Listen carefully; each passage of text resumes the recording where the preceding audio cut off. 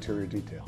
Right, well it definitely shows off in your homes, and I know you really focus on making it an enjoyable experience for the customer as well. Well, I think it should be an enjoyable experience for the customer because it's enjoyable for me.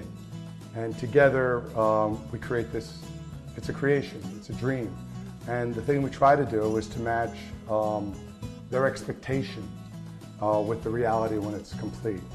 It doesn't serve anybody if at the end it's different than what that buyer envisioned.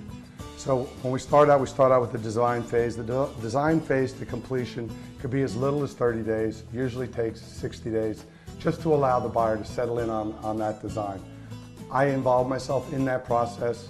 I don't like it to lose the direction it's going, because when we start, there's a price that people actually have in their mind. That's the perception. And I want to make sure that design follows that. Once it steers off a little bit, I want the buyer to be knowledgeable of that.